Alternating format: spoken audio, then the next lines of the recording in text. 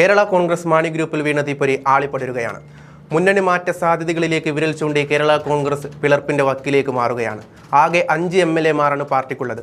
റാന്നിയിൽ പ്രമോദ്, പൂഞ്ഞാറ് സെബാസ്റ്റ്യൻ കുളത്തിങ്കൽ, ഇടുക്കിയിൽ മന്ത്രി കൂടിയായ റോഷി അഗസ്റ്റിൻ, കാഞ്ഞിരപ്പള്ളിയിൽ ഡോക്ടർ എൻ ജയരാജ്, ചങ്ങനാശ്ശേരിയിൽ ജോബ് മൈക്കിൾ എന്നിവരാണ് മാണി ഗ്രൂപ്പിലെ MLA-മാർ. നിലവിൽ മുന്നണി മാറ്റത്തിലേക്ക് ജോസ് കെ മാണിക്ക് സമ്മർദ്ദം ശക്തമാകുമ്പോൾ ആകെ 3 പേരാണ് അതിനെ അനുകൂലിക്കുന്നത്. ഡോക്ടർ എൻ ജയരാജ്, ജോബ് മൈക്കിൾ, സെബാസ്റ്റ്യൻ കുളത്തിങ്കൽ എന്നിവരാണ് ആ 3 MLA-മാർ.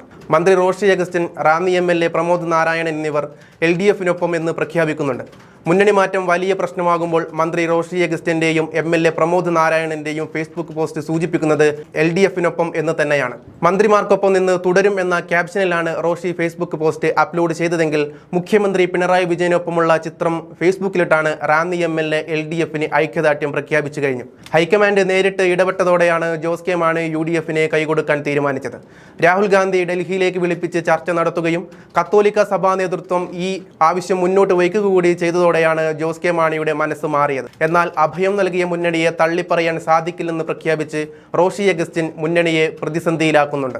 LDF തിരഞ്ഞെടുപ്പിന് മുന്നോടിയായി സംഘടിപ്പിക്കുന്ന 3 ജാഥകളിൽ മധ്യകേരള ജാഥയെ നയിക്കേണ്ടത് ജോസ് കെ മാണിയായിരുന്നു. എന്നാൽ പാർലമെന്റ് സമ്മേളനം ചൂണ്ടിക്കാട്ടി ജോസ് പിന്മാറിയതോടെ മുന്നണി മാറ്റ സാധ്യതകൾ വീണ്ടും സജീവമായതായി കാണാൻ സാധിക്കും. നേരത്തെ LDF സംസ്ഥാന കമ്മിറ്റി മുഖ്യമന്ത്രി പിണറായി വിജയന്റെ നേതൃത്വത്തിൽ തലസ്ഥാനത്ത് സംഘടിപ്പിച്ച സത്യാഗ്രഹ സമരത്തിൽ നിന്ന് ജോസ് കെ മാണി പിന്മാറിയിരുന്നു.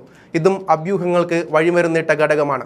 ഇതിനു മുമ്പ് LDF പാർട്ടി യോഗം ബഹിഷ്കരിച്ചാണ് ജോസ് കെ മാണി ആദ്യ വെടിപൊട്ടിച്ചത്. തലസ്ഥാനത്ത് കേരള കോൺഗ്രസ് എമ്മിന്റെ നിരവധി നേതാക്കളുണ്ടായിട്ടും യോഗത്തിലെത്തുവാനോ അഭിപ്രായം പറയുവാനോ മെനക്കെടാതിരുന്നത് പല മാനങ്ങളും നൽകുന്നുണ്ട് മാധ്യമങ്ങൾ. വലുതും ചെറുതുമായ ഏതാണ്ട് എല്ലാ ഘടകകക്ഷികളും യോഗത്തിന് എത്തിയപ്പോൾ ജോസ് കെ മാണിയുടെയും കൂട്ടരുടെയും അസാന്നിധ്യം വളരെയധികം ശ്രദ്ധിക്കപ്പെട്ടു എന്ന് പറയാം. ഇടതുമുന്നണിയിലെ പാർട്ടിയായ കേരള കോൺഗ്രസ് എം ഉറപ്പായും യോഗത്തിന് എത്തേണ്ടിയിരുന്നു എന്ന് മുന്നണിക്കുള്ളിൽ അഭിപ്രായമുയർന്നു. പാർട്ടി ചെയർമാൻ ജോസ് കെ മാണിയോ ജനറൽ സെക്രട്ടറി സ്റ്റീഫൻ ജോർജോ ആണ് സാധാരണ മുന്നണി യോഗത്തിന് എത്തുന്നത്.